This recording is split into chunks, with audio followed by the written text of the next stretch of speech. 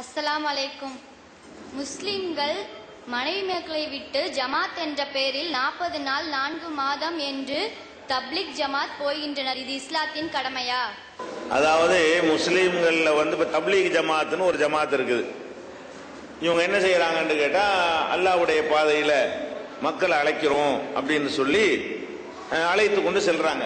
3 நாள், 1 வாரம், 10 நாள், 40 நாள், 4 மாசம், 7 சில்லா கூட இருக்கு, 280 நாள்லாம் கூட இருக்கு. சங்கிலி லைவ் பூரா போய்கிட்டு இருக்கிறவங்க எல்லாம் கூட என்ன செய்யறாங்க, இருக்கிறாங்க. இந்த மாதிரி மனைவி மக்கள்லாம் விட்டுட்டு போறது சரியா அப்படின்னு கேட்கிறாங்க. இதுல வந்து பல விஷயங்கள் இதுல அடங்கி இருக்கிறது. மனைவி மக்களை விட்டுட்டு போறது சரியாங்கிறது அது ஒரு தனி.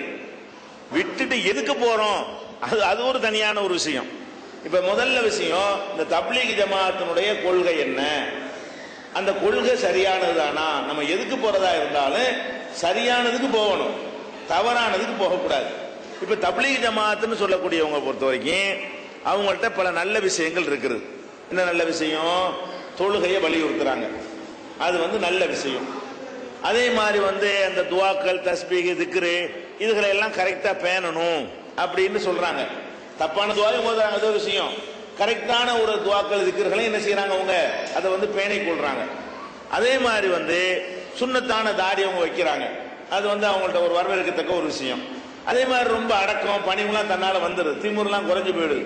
பெரிய பணக்காரர் கூட என்ன செய்வாரு, ரொம்ப எளிமையாக அவர் மாறி விடுகிறார். அது போக தொழுகைக்கு மக்கள் அழைக்கிறது சின்ன விஷயம் கிடையாது, அதெல்லாம் நல்ல விஷயம்தான். ஆலிம்கள்லாம் கூட காசு வாங்கிட்டு மார்க்கத்தை சொல்லும் பொழுது இவங்க சொந்த செலவுல போய், சொந்த ரிஸ்கில் போய் என்ன செய்யறாங்க, மக்களை வந்து தொழுகைக்கு அழைக்கிறாங்க. இதெல்லாம் ஒரு பக்கத்துல நல்ல விஷயங்கள், அதுல வந்து மாற்று கருத்து கிடையாது. அதே நேரத்தில் வந்து இந்த தப்லீக் ஜமாத்தினுடைய அடிப்படை கொள்கை கரெக்டா இருக்குதா? தொழுகைக்கு அழைக்குதல் என்பது அது ஒரு நல்ல காரியம்தான். ஆனா இவங்கள்ட்ட போய் பார்த்தீங்கன்னு சொன்னா பலவிதமான இஸ்லாத்துக்கு முரணான ஒரு நம்பிக்கை வந்து அந்த தப்லீக் ஜமாத்துல ஊட்டப்படுகிறது. இவங்க 4 மாசம் போற பத்தி தான் கேட்டாங்க. நான் வந்து 280 நாள் போயிருக்கிறேன். நான் என்ன செஞ்சிருக்கேன், தப்லீக்ல 280 நாள் இந்தியா முழுசும் அப்பதான் சுத்தி பார்த்தது. டெல்லி வரைக்கும், மர்கஸ் வரைக்கும் நினைஞ்சிருக்கிறேன். அனைத்து ஊபியில இருந்து மகாராஷ்டிராவில இருந்து இந்தியாவில் போகாத பகுதியே கிடையாது. தப்லீக்ல தான் அப்படி போனது, இந்தியா பூரா சுத்தினது. அப்ப நம்ம வந்து உள்ள வரைக்கும் நான் போய் பார்த்துட்டு வந்தால் அதுல என்ன நடக்கும்னு கேட்டா, அதனுடைய அடிப்படையான கொள்கை, ஒரு மனிதனை எந்த இடத்தில் வைக்கணுமோ அந்த இடத்துல வைக்காம அவரை வந்து பெரிய ஒரு அவதாரம், பிற மதங்கள்ல இந்து மதத்தில் அவதாரம் சொல்லுவாங்கல்ல, அந்த இடத்துல குருநாதர் இடத்துல கொண்டு என்ன செய்யறாங்க, ஹசரத்ஜின்னு ஒருத்தர் வச்சிருக்காங்க. அவர் என்ன சொல்றாரு அதான் மார்க்கும். உட்கார்ந்தா உட்காரு, நில்லுன்னா நில்லு, இந்த மாதிரியான விஷயங்களை எல்லாம் அவங்களுடைய தலைமையில ஹசரத் நிஜாமுத்தீன் சொல்லக்கூடிய அந்த பகுதியில் அமைந்திருக்கக்கூடிய அவங்களுடைய தப்லீகுடைய தலைமை மர்கஸ்ல நீங்க கண்ணால் நீங்க போய் பார்க்கலாம். என்ன பார்க்கலாம்? இப்ப ஹசரத்ஜின்னு ஒருத்தர் இருப்பார், தலைவர். அவர் தான் உலகத்தில் உள்ள தப்லீக் ஆளுக்கெல்லாம் தலைவர். அவரை பார்க்கறதுக்காக வேண்டி வெளியூர்ல இருந்து போற ஜமாத்துகள் இருக்காங்கல்ல, அவங்கள பர்மிஷன் கொடுப்பாங்க பார்க்கறதுக்காக வேண்டி. பார்க்கறதுக்கு போனா அவர் உட்கார்ந்து இருப்பார், பெரிய சேர், பெரிய குஷன் போட்டு, பயங்கரமான கட்டில் போட்டு, ஊழலுக்கு மெத்த போட்டுருக்கும், குஷன் போட்டு என்ன செய்வாரு, அப்படி உட்கார்ந்து இருப்பாரு. பார்க்க போறாங்கல்ல, பார்க்க போறவங்க எல்லாம் உட்காருவதற்கோ அவருக்கு முன்னாடி ஒரு சேரோ ஒரு இதுவும் இருக்காது. பார்க்க போற எல்லாம் நின்றுகிட்டு தான் இருக்கணும். அதாவது முதல்ல இது வந்து இஸ்லாத்துல உள்ளதா? ஒரு மனுஷன் வந்து பார்க்க போறோம்னு சொன்னா எல்லாரும் உட்கார், திடீர்னு போறோம், ஒரு சேர் தான் ஒரு வீட்டுல இருக்குது, வசதி இல்லைன்னா அது நிக்கிறது வேற. இவரை தேடி மக்கள் வந்துகிட்டே இருக்கிறாங்க, இவருடைய இடம் இவர் அதுக்குன்னு வச்சிருக்காருன்னா மக்கள்லாம் உட்கார்ற மாதிரி அவருக்கு சமமா உட்கார்ற மாதிரி அரேஞ்ச்மெண்ட் பண்ணிருக்கணுமா இல்லையா? அது இல்லாம இவர் உட்கார்ந்துகிட்டே இருப்பாரு, மற்றவங்க எல்லாம் என்ன செய்ய, நின்றுகிட்டே அவரை பார்த்துட்டு வருவாங்க. அதாவது ஒரு பெரிய ஒரு சாமியாரை பார்க்கிற மாதிரி. அதெல்லாம் இஸ்லாத்துல கிடையாது. ஒரு மனுஷன் இடத்துல வைக்கணும். நபிகள் நாயகம் ஸல்லல்லாஹு அலைஹி வஸல்லம் அவங்க ஒரு சபையில இருந்தாங்கன்னு சொன்னா அவங்கள வந்து யாருன்னு கண்டுபிடிக்க இயலாதுங்க. நபி ஸல்லல்லாஹு அலைஹி வஸல்லம் ஒரு சபையில இருந்தாங்கன்னு சொன்னா வெளியூர்ல இருந்து வருவாங்க, அவங்க பார்த்திருக்க மாட்டாங்க, எல்லாரோடையும் சேர்ந்து உட்கார்ந்து இருப்பாங்களா. ஐயக்கும் முகம்மது, முகம்மதுங்கிறாங்க, அது யாருன்னு கேட்பாங்க. ஏன் அப்படி கேட்கிறாங்க? அவங்களுக்கு ஒரு தனியான திண்டு கிடையாது, தனியான ட்ரெஸ் கிடையாது, தனியான கோலம் கிடையாது, தனியான ஒரு மரியாதை கிடையாது. மக்களோட மக்களா அவங்க இருந்த காரணத்தினாலதான் யாரு முகமதுன்னு பார்க்க தெரியல. கிரீடம் வச்சு ஒரு தனியா உட்கார்ந்துருந்தாங்கன்னு அதை வச்சு என்ன செய்யலாம், கண்டுபிடிச்சிடலாம்ல. வரக்கூடிய மக்கள் எல்லாம் நபிகள் நாயகம் ஸல்லல்லாஹு அலைஹி வஸல்லம் பார்க்க வந்தாங்கன்னு சொன்னா இதுல யாரு முகமதுன்னு கேட்டு விசாரித்து தான் தெரிஞ்சுக்குவாங்களே தவிர அந்த இருக்கிற செட்டப்பை வச்சு என்ன செய்ய மாட்டாங்க, தெரிந்து கொள்ள மாட்டார்கள். அப்ப இதை நம்ம கண்ணால பாக்குறோம். இது ஏன் இந்த மாதிரி வேணும்னு செய்யறாங்க? ஒரு இடத்துல இந்த வசதிகள் இல்ல, ஒருத்தர் தான் உட்கார முடியும், 4 பேர் நிக்கிறாங்கன்னா அந்த கணக்கு வேற. யாரு போனாலும் நின்று தான் ஆகணுமே தவிர அவர் முன்னாடி எப்படி உட்கார்றது, அசர்ஜி முன்னாடி நீ உட்காரலாமா என்கிறது ஒரு கொள்கையாக வைத்துக் கொண்டு யாரை உட்காருவதற்கு அனுமதிக்க மாட்டார்கள். அதை நம்ம கண்ணால பார்த்திருக்கிறோம். இது இஸ்லாத்துக்கு எதிரான ஒரு விஷயம். ஒரு மனுஷனை கடவுள் நிலையில் ஆக்குறாங்க. அடுத்து என்னன்னு கேட்டா, ஜமாத்து அவர் மேல இருப்பாரு, கீழே ஜமாத் தொழுகை நடக்கும். ஜமாத் தொழுகைக்கு என்ன செய்வாங்க, காம சொல்லுவாங்கல்ல. காம சொன்ன உடனே இவர் கடைசியா தான் வருவார். வந்தார்னா மார்க்க சட்டப்படி என்ன செய்யணும், வந்தாலும் முதல்ல நிக்கணும்.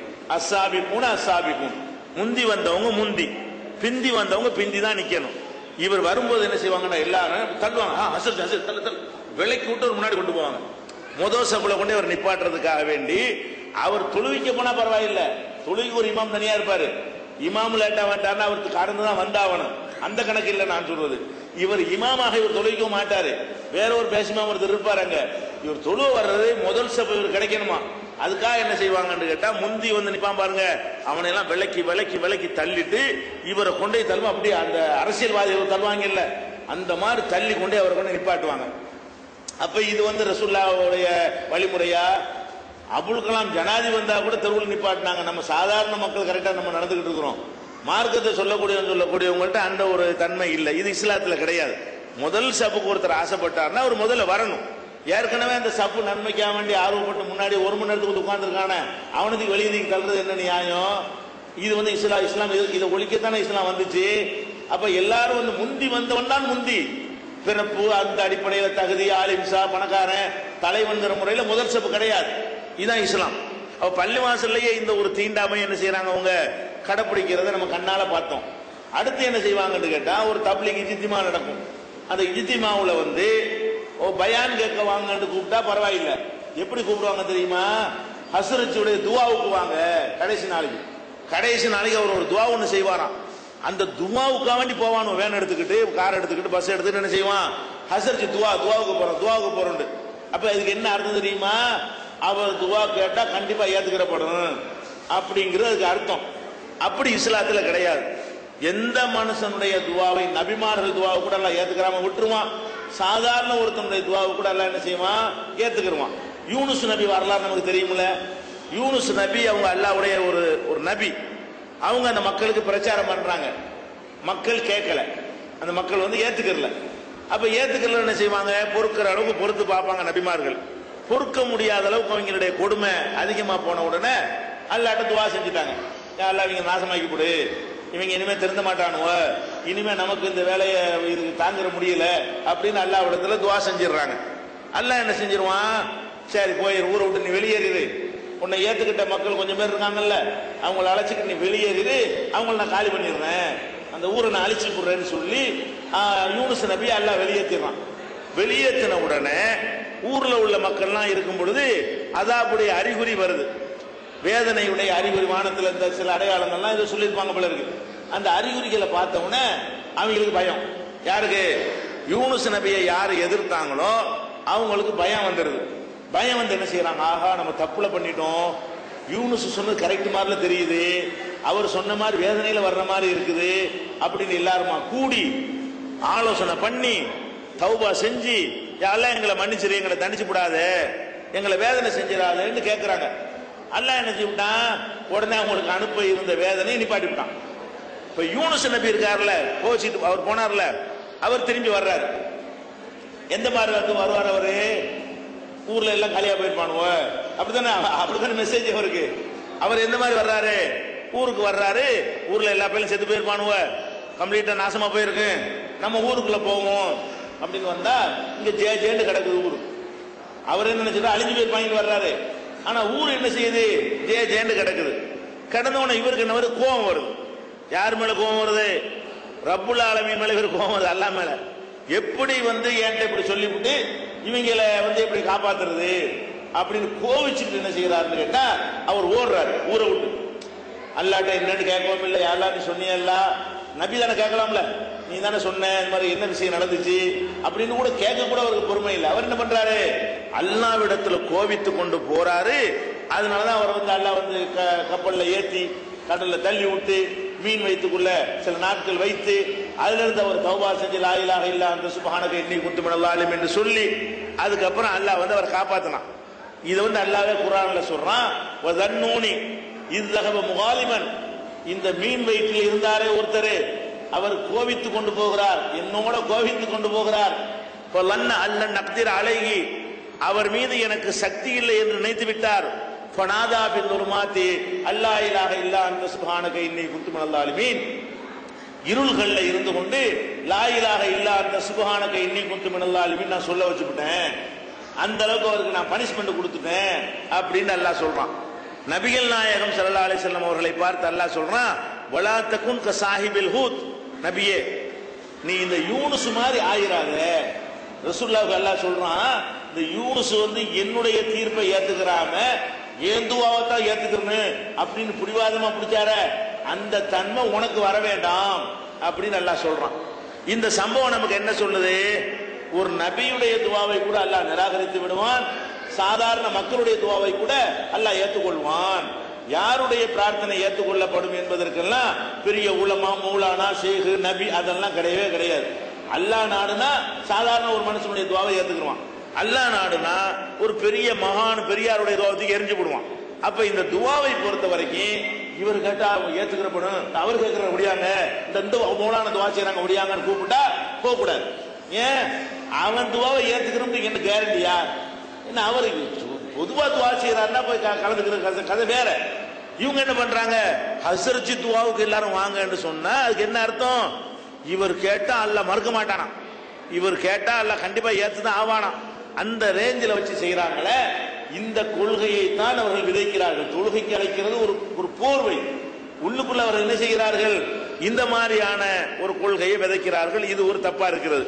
அடுத்து என்னன்னு கேட்டா, இஸ்லாமிய நம்பிக்கை பிரகாரம் மற்ற மதத்தினுடைய ஆன்மீக நம்பிக்கைக்கும் இஸ்லாத்துடைய ஆன்மீக நம்பிக்கைக்கும் ஒரு அடிப்படை வித்தியாசம் இருக்கிறது. மற்றதெல்லாம் என்ன செய்வாங்கன்னு கேட்டா, ஆன்மீகம்ங்கிற பேர்ல வைத்தியம் பண்ணாத, கடவுள் மேல விதியை நம்பு, தவக்கல் வைன்னு சொல்லிட்டு தப்பு தப்பா விளக்கம் சொல்லுவாங்க. நம்ம மார்க்கத்தில் என்ன சொல்லப்பட்டிருக்கு, அல்லாஹ் மேல நம்பிக்கை வைக்கிறதா இருந்தா ஒட்டகத்தை கட்டி போட்டுட்டு நம்பிக்கை வைக்கணும். எப்படி சொல்றாங்க ரசூல் ஸல்லல்லாஹு அலைஹி வஸல்லம், நம்மகிட்ட ஒரு ஒட்டகம் இருக்குன்னு வைங்கள, இந்த ஒட்டகத்தை தெருவில் திறந்து விட்டுவிட்டு இது காணா போக கூடாது அப்படின்னு நம்பிக்கை வைக்க கூடாது. நம்ம செய்யற வேலையை ஒழுங்கா செஞ்சு பண்ணணும். ஒட்டகத்தை எடுக்கணும், கைத்தை போடணும், கட்டணும், அத்துக்கிட்டு போகாம இருக்கிறதுக்கு நம்பிக்கை வைக்கணும். அதே மாதிரி கடை இருக்குன்னு வைங்களேன், கடையை விரியை திறந்து போட்டுட்டு நகையை அடுக்கி வச்சு விட்டு நகை கடையை நல்லா பாத்துக்கணும்னு போயிடக்கூடாது. என்ன செய்யணும், நம்ம பூட்ட வேண்டிய பூட்டை போடணும், ஒரு பூட்டுக்கு 2 பூட்டை போடணும், அதுக்குரிய செக்யூரிட்டி பண்ணணும், அலாரம் வைக்கணும், எல்லாம் வச்சுட்டு இதை மிஞ்சி ஏதாவது நடந்துடலாம், யாரெல்லாம் நீ காப்பாத்து. இப்படித்தான் நம்மளை வந்து தவக்கல் வைக்க சொல்லி மார்க்கம் சொல்லுகிறது. இவங்க என்ன செய்வாங்க, ஒருத்தன் கடையில இருப்பான், அவன் மட்டும்தான் இருப்பான், கடையில உதவிக்கு கூட ஆள் இருக்காது, அல்லாஹ்வுடைய பதில வாங்கம்பாங்க. கடையில யாருமே இல்லையா, அல்லாஹ் பாத்துக்கணும் வாங்க. அத கடையில யாருமே இல்லைன்னு சொல்லுவான். யாருமே இல்லாட்டி என்ன செய்யணும், அப்படின்னா நீ பாத்துக்கப்பா, உன் கடையை நீ பாத்துக்க, அப்புறமேல பாத்துக்க அப்படிலாம் சொல்லணும். கடையில ஆளை இல்லைன்னு சொல்லுவான் அவன். இவங்க என்ன செய்வாங்க, பரவாயில்ல வாங்க அல்லாஹ் பாத்துக்குவான் இப்படின்னு சொல்லி அல்லாஹ் பாத்துக்குவான் என்பதற்கு தப்பான அர்த்தம் கொடுக்குறாங்க. இப்படி மார்க்கத்தில் உண்டா, தொழிலை போட்டுட்டு அல்லாஹ் பாத்துக்குவான்னு அல்லாஹ் இதே சொல்லி தந்திருக்கிறானா, அல்லாஹ்வுடைய ரசூல் இப்படி சொன்னாங்களா, இதுக்கு மாற்றமா நமக்கு சொன்னாங்க. அதே நேரத்தில் ஒரு வேடிக்கை என்ன தெரியுமா, இந்த அல்லாஹ் பாத்துக்குவான்னு சொல்லக்கூடிய இந்த கூட்டம் தான் இந்த திங்கிற விஷயத்துல மட்டும் அல்லாஹ் பாத்துக்கிற மாட்டான்னு நினைக்கிறாங்க. சாப்பிடுற விஷயத்துல மட்டும் நம்ம எல்லாம் ஒரு வெளியூருக்கு போறோம், எத்தனை இயக்கங்கள்ல இருந்து வெளியூருக்கு போறாங்க. வெளியூருக்கு போகும்போது யாராவது சட்டி பொட்டி பானை கத்தி கப்படாவெல்லாம் எடுத்துட்டு போவாங்க, எடுத்துட்டு போக மாட்டாங்க. ஒரு இடத்துல ஹோட்டல்ல சாப்பிட்டுக்கணும் அப்படிதான் செஞ்சுட்டு போவாங்க. இவங்க மட்டும்தான் தட்டியும் எடுத்துக்கிடுவாங்க, பொட்டியும் எடுத்துக்கிடுவாங்க, தேங்காய் துருவி எடுத்துக்கிடுவாங்க, கத்தி எடுத்துக்கிடுவாங்க, ஆம்லெட் போற சட்டியும் எடுத்துக்கிடுவாங்க, எண்ணெய் பாட்டிலையும் எடுத்துக்கிடுவாங்க, உப்பு பாக்கெட்டையும் எடுத்துக்கிடுவாங்க. அப்ப இதுக்கு மட்டும் அல்லாஹ் பாத்துக்க மாட்டானா, இதுக்கு திங்கிறது மட்டும் கரெக்டா எல்லாம் சட்டை போட போறீங்கல்ல, அப்ப திங்கிற விஷயத்துல மட்டும் அல்லாஹ் பாத்துக்குவான் நம்ப மாட்டேங்கிறாங்க, அது நம்ம தான் பாத்துக்கணுமா. அப்ப அவன் கடையும் அந்த கடைக்கும் அப்படி பார்க்கணுமா இல்லையா. அப்ப சாப்பாடு மேட்டர்ல மட்டும் என்ன செய்வாங்க, வேற எந்த ஒரு அமைப்பும் இல்லாத அளவுக்கு அதுக்கு ஒரு ஆள் முழுவர் நியமிப்பாங்க. தேவையான சாமான்லாம் வாங்கி வச்சுக்கிடுவாங்க. நல்லா காலேஜில் போடுற மாதிரி லிஸ்ட் பண்ணி மீன், நாளைக்கு கருவாடு, இன்னைக்கு முட்டை, இன்னைக்கு இறைச்சின்னு சொல்லி மெனு கூட அற்புதமா போடுவாங்க. அப்ப நான் என்ன சொல்றேன், அப்ப அல்லா பாத்துக்கிறாங்கிறீங்கல்ல, என் வெறுங்கை வீசிட்டு போக நல்லா பாத்துக்கிறான், அப்ப மட்டும் என்ன திங்கிறதுக்கு மட்டும் அல்லா பார்க்க மாட்டானா? அவர் பொய்யா மக்கள்கிட்ட விளக்குறது, உண்மை இல்லைன்னு அவங்கள காட்டிடுறாங்க. இல்ல அப்ப அந்த மாதிரி எல்லாம் இது ஒரு சரியானது கிடையாதுங்க. இது எல்லாத்தையும் விட மிஞ்சின ஒரு விஷயம் என்னன்னு கேட்டா, இஸ்லாம்ங்கிறது நிறைய விஷயங்களை கொண்டது இஸ்லாம். வெறுமனே இந்த 6 பாயிண்ட் சொல்றது இவர் இஸ்லாம் அல்ல. இவர்கள் வேற எந்த டாபிக்காவது பேசி கேள்விப்பட்டிருக்கீங்களா? வரதட்சணை பத்தி என்னைக்காவது பேசியிருக்காங்களா? பொம்பளையில உள்ள கொடுமைப்படுத்துறாங்களே, இந்த வரதட்சணையை ஒழிக்கணும்னு சொல்லி தப்லீக்ல என்னைக்காவது பேசி அதை ஒரு டாபிக் ஆக்கி அதை பத்தி மக்களுக்கு ஏதாவது சொல்லியிருக்கிறாங்களா? படிக்க சொல்லி உங்களுக்கு சொல்லியிருக்கிறாங்களா? கல்வி இருக்க சொல்லி சொன்னாங்களா? அறிவை வளர்க்க சொல்லி உங்களுக்கு சொன்னாங்களா? அதை பத்தி பேச மாட்டாங்க. வட்டியை பத்தி உங்களுக்கு சொல்லுவாங்களா? சொல்ல மாட்டாங்க. சினிமா பத்தி ஏதாவது சொல்லுவாங்களா? சொல்ல மாட்டாங்க.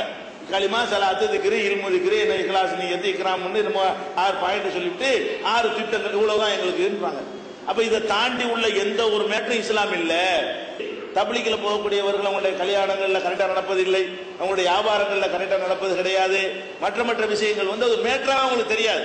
அது மாதிரி நாட்டில் உள்ள சமூக பிரச்சனைகள் இருக்குல்ல, ஒரு ரத்த தானம் தப்லீக்ல போன ஒருத்தர் ரத்த தானம் கொடுத்திருப்பாரு, அவர் லைஃப்ல கொடுத்துருக்க மாட்டாரு. ஒரு மருத்துவ உதவி செஞ்சிருப்பாரா? செஞ்சிருக்க மாட்டார். ஒரு அனாதையை அரவணைச்சு தத்து எடுத்திருப்பாரா? அனாதைக்கு நான் உதவி செய்யறேன் அதெல்லாம் செய்ய மாட்டேன். அவர் என்ன செய்வாரு? நாங்க தான் 40 நாள் போயிட்டோம்ல. அப்ப இந்த 40 நாள் போறது மட்டும்தான் மார்க்கம்ங்கிற அளவுக்கு சின்னதாக்கி மார்க்கத்தை, பெரிய மார்க்கத்தை இப்படி சின்னதாக்கி என்ன செய்யறது, வட்டத்தை போட்டு இப்படி தான் ஆக்கி போடுறாங்க. அப்ப அந்த ஒரு பெரிய ஒரு மிஸ்டேக் அவங்க பண்றாங்க. அதுக்கு மேல இன்னொரு மிஸ்டேக் என்னன்னு கேட்டா, கூட்டிட்டு போறாங்கல்ல 40 நாள் 10 நாள் கூட்டிட்டு போறாங்க. சரி, கூட்டிட்டு போங்க. அங்க கூட்டிட்டு போன உடனே அந்த காலையில மாலையில ஒரு புக்கு ஒன்று படிக்கணும். தாலீம்ங்கிற பேர்ல ஒரு புக்கு ஒன்று படிப்பாங்க. போவாத இடத்துல மர்க்கசுகள்ல இதை படிப்பாங்க. அந்த புக்கு என்ன? தாலீம் தொகுப்பு, தப்லீகின் தாலீம் தொகுப்பு, தப்லீகின் நிசாப் அப்படின்னு சொல்லக்கூடிய அந்த புத்தகத்தை படிப்பாங்க. உருது, தமிழ் எல்லாம் மொழிபெயர்த்து வச்சிருக்கிறாங்க. அதைத்தான் படிப்பாங்களே தவிர குரானை படிங்கன்னு சொன்னோம். என்ன குரானை படிக்கிறதா அப்படின்றாங்க. மனுஷன் எழுதுன இந்த புஸ்தகத்தை தான் கண்டிப்பா படிக்கணுமே தவிர குரானை படிச்சீங்கன்னு வைங்க உங்களை தப்லீக் விட்டு நீக்கி விடுவாங்க. அப்ப குரான் படிக்க கூடாது. ஹதீஸ் புகாரி எடுத்து படிங்க, என்ன படிக்க மாட்டாங்க. என்ன படிப்பாங்க? இந்த ஜக்கரியா மௌலானான்னு ஒருத்தர் இருந்தார். அவர் தப்லீகுடைய ஸ்தாபகர் இருந்தார், இலியாஸ் மௌலானான்னு. அவருடைய மருமகன் எழுதுன ஒரு புஸ்தகம். அந்த புஸ்தகத்தை தான் எல்லாரும் என்ன செய்யணும், அந்த இடத்துல வச்சு படிக்கணும்னு சொல்லி அதை படிப்பாங்க. சரி, படிச்சுட்டு போங்க, புஸ்தகத்தை நல்ல விஷயமா தான் படிச்சுட்டு போங்கன்னு பார்த்தா அது அப்படியே குப்பையா இருக்கு. தப்லீகி தாலீம் தொகுப்புங்கிற புஸ்தகத்தை எடுத்தா அவ்வளவு என்னது, குப்பையாகவும் அல்லாஹ்வுடைய ரசூலுக்கு மாத்தமாகவும் குர்ஆனோட மோதக்கூடிய வகையிலையும் அது இருக்கிறது. நீங்க பார்க்கலாம். உதாரணத்துக்கு நான் ஒன்று சொல்றேன் கேளுங்களேன். இப்ப ரமலான் மாசத்துல லைலத்துல் கத்ர் இருக்குது. லைலத்துல் கத்ர் எப்ப வரும்? ரமலான் மாசத்துல வரும். நீங்க தெரிஞ்சு வச்சிருக்கீங்களா? அல்லாஹ் குர்ஆன்ல சொல்றான், ஷஹ்ரு ரமலான் அல்லதி உன்சில பிஹில் குர்ஆன். ரமலான்ல தான் குர்ஆன் அருளப்பட்டுச்சு. அல்லாஹ் குர்ஆன்ல சொல்லிவிட்டான். இன்ன அன்சல்நாஹு ஃபீ லைலத்துல் கத்ரி, லைலத்துல் கத்ர்ல தான் குர்ஆனை இறக்கணும்ங்கறான். அப்ப இந்த லைலத்துல் கத்ர் எங்க இருக்கு? ரமலான்ல தான் இருக்கும். இது எல்லாரும் தெரிஞ்ச விஷயம் தானே, குர்ஆன்ல உள்ள விஷயம் தானே. இவங்க எழுதி வச்சுக்கிறாங்க. ரமலானின் சிறப்புன்னு ஒரு புத்தகம் போட்டிருப்பாங்க. அதை ரமலான்ல உட்கார்ந்து படிப்பாங்க. அதுல என்ன எழுதுறான்னு கேட்டா, லைலத்துல் கத்ர் இரவை ஷாபான் மாதத்திலே பல பெரியார்கள் பார்த்திருக்கிறார்கள். அதான் அல்லாஹ் சொல்றான் ரமலான்ல இருக்குன்னு. இவன் என்ன செய்யறான்னு கேட்டா, ரமலான்ல கிடையாது, ஷாபான் மாசத்திலேயும் பெரியார்கள் என்ன செஞ்சிருக்காங்க, லைலத்துல் கத்ரை பார்த்திருக்கிறாங்கன்னா அல்லாஹ்வே பொய்யேங்கறான். அதுக்கு என்ன அர்த்தம்? ரமலான்ல லைலத்துல் கத்ருக்கு அல்லாஹ் பொய் சொல்லிவிட்டான். அது ஷாபான்ல பெரியார் அப்படி பார்த்தா ஷைத்தான் தான் பார்த்திருப்பான். அப்ப பெரியாரா இருக்க முடியுமா? ரமலான் மாசம் இல்லாத வேற மாசத்துல லைலத்துல் கத்ரை பார்த்தேன்னு ஒருத்தன் சொன்னா அவனை ஷைத்தான்னு சொல்லணுமா பெரியார்னு சொல்லணுமா? ஷைத்தான். குர்ஆனுக்கு மாத்தமா பேசணும். யாரா இருக்கணும்? ஷைத்தானா இருக்கணும். இந்த ஷைத்தான் எவனோ ஒருத்தர் சொன்னதை வச்சுக்கிட்டு இந்த பெரியார் அவர்கள் ஷாபான் மாசத்துல லைலத்துல் கத்ரை பார்த்திருக்கிறார்கள்னா இவங்களுடைய அறிவு ஞானம் எப்படி வளர்ந்ததா? இப்படி எல்லாம் அதை எழுதி வைத்திருக்கிறார்கள். அதே மாதிரி பாருங்களேன், ஒரு ஆள் செத்து போயிட்டாராம். செத்து போன உடனே அவரை சந்தாக்களை தூக்கிட்டு போறாங்களாம். சந்தாக்களை தூக்கிட்டு போகும்போது நல்ல மனுஷன் செத்துட்டாரு அப்படின்னு பேசுறாங்களாம். உடனே சந்தாக்கள் இருந்து எதிர்த்து உட்கார்ந்தாராம். இது சந்தாக்கள் பணத்தை தூக்கிட்டு போற பெட்டி, அதுல படுத்து கிடந்து செஞ்சாரா, எந்திரிச்சு உட்கார்ந்து ஒரு சிரிப்பு ஒண்ணு சிரிச்சாராம். நல்லடியார்கள் சாக மாட்டார்கள், மரப்படுத்துக்கிட்டாராம். அப்படியே மரப்படுத்தாடி அதிகம் ஓட முடியாது. எதுக்கு சொல்றேன்? இவங்க என்ன சொல்ல வர்றாங்கன்னா, செத்து போன ஆட்களுக்கு சக்தி இருக்குது. இந்த தர்காவாதிகள் இருக்காங்களே, அந்த நம்பிக்கைக்கு சப்போர்ட்டாக செத்து போனால எந்திரிச்சாரு, நல்லடியார்கள் சாக மாட்டார்கள் படுத்துக்கிட்டாருன்னு சொன்னா இது இப்படி நடக்குமா? ஒருத்தன் செத்த பிறகு இந்த துன்யாவில் தொடர்பு கொள்ள முடியாதுன்னு குர்ஆன் சொல்லுகிறது. திரும்பி வரையலான்னு சொல்லுகிறது. பர்சகு திரை வராய் பர்சகுன் இலா யோமி யுபாதுன், திரும்ப எழுப்பப்படுற வரைக்கும் ஒரு பர்சகு என்ற கண்ணுக்கு தெரியாத திரை போட்டாச்சு. இங்க இருந்து இவன் அங்க போக முடியாது, அங்க இருந்து இவன் இங்க வர முடியாதுன்னு சொல்லப்படுகிறது. இவ்வளவுக்கு மாற்றமாக செத்து போன ஆளை சிரிச்சாருன்னு சொன்ன என்ன அர்த்தம்? அதே மாதிரி ஒருத்தர் வந்தாராம், கபூர்ல அடக்கம் பண்ணாங்களாம்.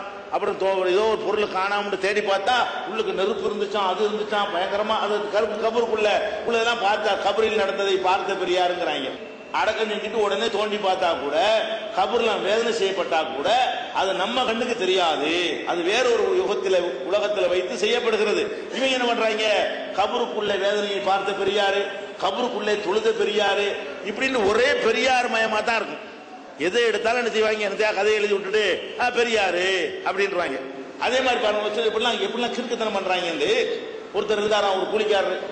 அவர் இந்த கூலிக்கு பொருள்களை தூக்கிட்டு போற அந்த கூலி வேலை செய்யக்கூடிய சுமை தூக்குற தொழிலாளின்னு வைங்களேன். ஒருத்தர் என்ன செஞ்சாராம், மீன் வாங்கிட்டு இந்தாப்பா இதை தூக்கிட்டு வான்னு சொன்னாராம். அவரும் ஒப்பு கொண்டு தூக்கிட்டு வந்தாராம். வந்துகிட்டு இருக்கும்போது பாங்க சொல்லிட்டாங்களாம். பாங்க சொன்னோன்னு என்ன செஞ்சாராம், அந்த தூக்கிட்டு வந்தார்ல அவரு, ரோட்ல போட்டுவிட்டு பாங்க சொல்லிட்டாங்க, நான் உடனே ஓடி போயிட்டாராம். பார்த்தீர்களா தொழுகை அப்படிங்கிறாங்க. இது கிறுக்கைவன் இப்படி செஞ்சவன். அட ஒப்புக்கொண்டபடி கொண்டு கொடுத்துட்டு பள்ளியாசல் பிந்தி போக வேண்டியதானே? அல்லது வாங்க சொன்னோன்னு விட்டுட்டு ஓடணும்னு எங்கேயாவது இருக்கு அப்படி? அப்ப வாங்க சொன்னோன்னு ஒரு ஆளுக்கு கூலி பேசி ஒரு மீனை தூக்கிட்டு போனோம்னா வீட்டுல கொண்டு கொடுக்குற வரைக்கும் அதை செய்யணும். இவன் என்ன செஞ்சானா, வந்தாராம், பாங்க சத்தம் கடிச்சான், அப்படி ரோட்லயே ஜாமான போட்டு ஓடிட்டாரு. பார்த்தீர்களா தொழுகையில எவ்வளவு அக்கறையா இன்றைய காலத்தில் இருந்திருக்கிறார்கள். இப்படி முதல்ல ஒரு முஸ்லீம் இருக்கலாமா? இப்படிலாம் இருக்கிறது தப்பான ஒரு செயல். அவனுடைய ஜாமான கொண்டே வீட்டில் ஒப்படைச்சுட்டு கூலியை வாங்கிட்டு அப்புறம் பள்ளியாசலுக்கு போகலாம். பக்து முடிஞ்சிடும் அப்படின்ற கட்டத்தில் தான் ஓடணுமே தவிர இந்த நேரத்திலாம் செய்ய தேவையில்லை. பாங்க சொன்ன விட்டு ஓடணும்னு அவசியம்லாம் கிடையாது. அப்ப இப்படி எல்லாம் இந்த தொழுகையை சிறப்பிக்கிறோங்கிற பேர்ல நம்மளை ஒரு மூளைச்சலவை செய்யக்கூடிய ஒரு கருத்துக்களை எல்லாம் என்ன செய்யறாங்க? விதைக்கிறாங்க. அப்ப இதெல்லாம் நடைமுறை சாத்தியம் இல்லாத கதைகளையும் கட்டுக்கதைகளையும் சொல்லி கெடுக்கக்கூடிய ஒரு அமைப்பு. அப்ப இதுல போகலாமா? 40 நாள் மேட்ல விடுங்க, ஒரு நாளைக்கு கேட்கும் போகலாமான்னு கேட்டேன். நீங்க என்ன கேட்கறாங்க? உங்க 4 மாசம் போகலாமான்னு கேட்கறாங்க. 4 நிமிஷம் கூட போகக்கூடாது, 4 மாசம் என்ன பேட்ரு? அதனால இந்த தப்லீக்ங்கிறது நம்மளை மூளை செலவு பண்ணி எந்த அளவு கொண்டாங்க. இந்த உளவுத்துறை இருக்காங்கல்ல மத்திய அரசாங்கத்தில், ஐபி சிபிஐ, இவங்க என்ன செய்வாங்கன்னு கேட்டா, ஒரு நாட்டில் ஒரு கூட்டம் போட்டாங்கன்னா அதை பத்தி ரிப்போர்ட் அனுப்பணும். ஒரு கூட்டம் கொண்டு வைங்களேன், இப்ப கூட உளவுத்துறை எழுதி அனுப்புவாங்க. இந்த காருக்குள்ள இந்த மகால்ல இந்த திறனர் கூடி பேசிட்டு இருந்தாங்க, இன்னது பேசினாங்கன்னு வெளியே உட்காந்து குறிப்பு எடுப்பாங்க, எடுத்து அதை அனுப்புவாங்க.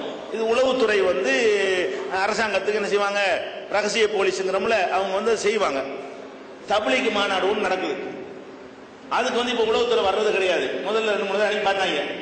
அவங்க என்ன செஞ்சாங்க? தப்லீக்ல பார்த்துட்டு ரிப்போர்ட் எழுதுறாங்க. இவர்கள் வானத்துக்கு மேலே உள்ளதை பற்றி பேசுகிறார்கள், பூமிக்கு கீழே உள்ளதை பற்றி பேசுகிறார்கள், இந்த உலகத்தில் உள்ள எதை பற்றி அவர்கள் பேச மாட்டார்கள். இதான் ரிப்போர்ட் இவங்களுக்கு. அப்ப வாழ்ற உலகத்தை பத்தி பேச மாட்டாங்களாம். என்னது?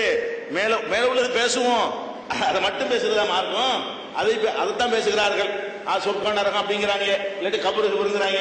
இதுக்கு உள்ள விஷயம் நாட்டில் என்ன நடக்குது, இதனால இவங்க எந்த ஆபத்தும் கிடையாது.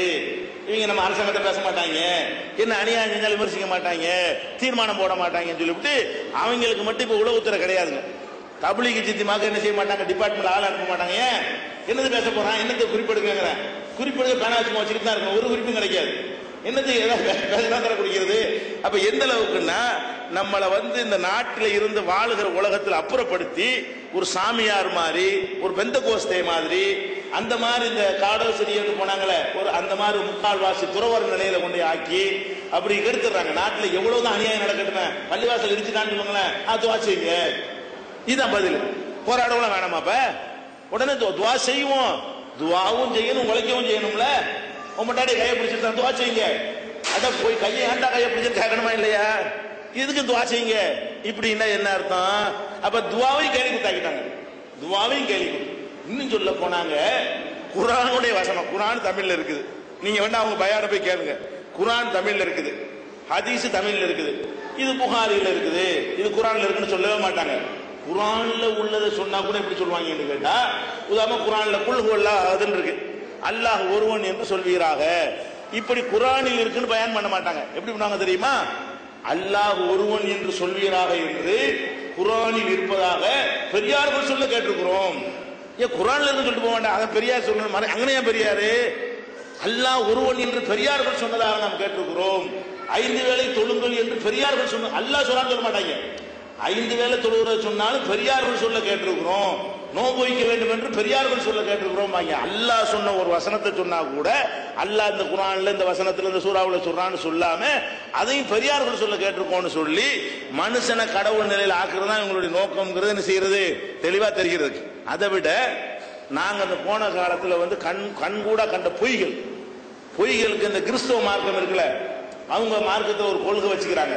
என்ன கொள்கை? மதத்தை பரப்புறதுக்காக பொய் சொல்லலாம். கிறிஸ்தவ மார்க்கத்திலேயே அவங்க பைபிள்ல என்ன எழுதி வச்சுக்கிறாங்க?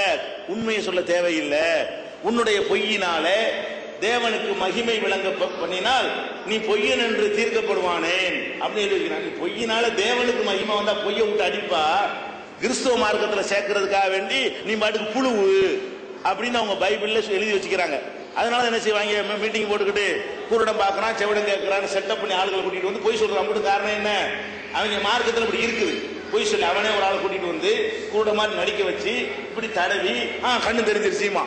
அவன் தான் அடுத்த கூட்டத்துக்கு வருவான். இந்த கூட்டத்தில் குருடனா வந்தா பாருங்களேன், இவன் அடுத்த இன்னொரு ஊர்ல கூட்டத்துக்கு என்ன செய்வான்? மறுபடியும் குருடனா வருவான், காசுக்கு நடிக்கிறவன். அந்த மாதிரி என்ன பண்ணுவாங்க? செட்டப் பண்ணுவாங்க. அது மாதிரி உள்ள இஸ்லாத்துல கிடையாது. உள்ளதான் சொல்லணும். அல்லாஹ் ரசூல் சொன்னதை சொல்லி மார்க்கத்தை வளர்க்கணுமே தவிர பொய்களை சொல்லி என்ன செய்யக்கூடாது? மார்க்கத்துக்கு ஆள் பிடிக்கவே கூடாது. உண்மையானவர்கள் பொய்யை சொல்ல தேவை கிடையாது. நாங்க கண்ணால பார்த்தோம். என்ன பார்த்தோம் தெரியுமா?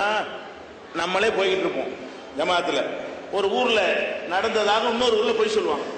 அந்த ஊர்ல நடந்திருக்காது. ஒரு ஊர்ல அந்த சம்பவமே நடந்திருக்காது. எப்படி சொல்லுவாங்க தெரியுமா? பயான்ல போயிட்டு நாங்கள் நேற்று வாரங்கள்ங்கிற ஊர்ல, வாரங்கள் இந்த தெலுங்கானாவில் இருக்கு, அங்கதான் அந்த பிரச்சனை அங்க அங்க அங்க சொன்ன பயானுக்கு நாங்க ஹைதராபாத்ல இருந்து வாரங்கள்ல இருந்து ஹைதராபாத்துக்கு போயிட்டோம். ஹைதராபாத்ல வந்து பேசுறாரு யாரு? எங்களோட வந்து அமீர் பேசுறாரு. நாங்கள் வாரங்கள்ல வரும் பொழுது பேருந்து நிலையத்துக்கு வந்தோம், பஸ்ஸை எடுக்க நினைத்தார்கள், நாங்கள் தக்பீர் கட்டி விட்டோம், பஸ் ஸ்டாண்ட்லயே பஸ்ஸை ஸ்டார்ட் பண்ணார்கள், பஸ் எடுக்கவே இல்லை, இழுத்து பார்த்தார்கள், எடுக்கவில்லை, சலாம் கொடுக்கிற வரைக்கும் பஸ்ஸை எடுக்க முடியவில்லை, சலாம் கொடுத்தோன்னு பஸ்ல ஏறிக்கிட்டோங்கிறாங்க. அப்படி நடக்கவே இல்லை. நான் கூட இருக்கிறேன். அப்ப வாரங்கள்ல நடந்து ஹைதராபாத்ல போய் சொல்றா, இல்லாத ஒண்ணு சொல்றான். என்னன்னு கேட்டா அப்படிதான் ஆர்வம் மூட்டணும், இழுக்கணும் மக்களை அப்படிங்கிறாங்க. விமானம் நின்றுச்சுமாங்க, ரயில் நின்றுச்சுமாங்க, ஏர்போர்ட்லயே தக்பீர் கட்டி விட்டார்கள், விமானத்தை இழுக்க முடியவில்லை அப்படின்லாம் கதை சொல்லுவாங்க. இதெல்லாம் மார்க்கத்தில் உண்டா? ஏர்போர்ட்ல ஏறி விமானத்தில் உட்கார்ந்து தொழுவு, பஸ்ல உட்கார்ந்து தொழுவலாம மார்க்கத்துல? பஸ் ஸ்டாண்ட்ல போய்கிட்டு ஏன்பா ரோட்ல நின்று தொழுவுற? உனக்கு நின்று தொழு வசதி இல்லாட்டி உட்கார்ந்து தொழுவு, படுத்துக்கிட்டு தொழுவு, எல்லா வகைக்கும் மார்க்கத்தில் அனுமதி இருக்குத. அப்ப இந்த மாதிரி பொய்கள் இதெல்லாம் மார்க்கத்தில் உண்டா? உள்ளே சொல்ல வேண்டியதானே? தொழுதா இந்த நன்மை கிடைக்கும் சொல்லு, மறுமையில கிடைக்கும் சொல்லு, அதெல்லாம் மார்க்கத்தில் உள்ளு. ஏன் இல்லாத பொருளாதாரம் சொல்றீங்க? ஏன் இப்படி சொல்றாங்கன்னு கேட்டா அவங்க புஸ்தகங்கள் இந்த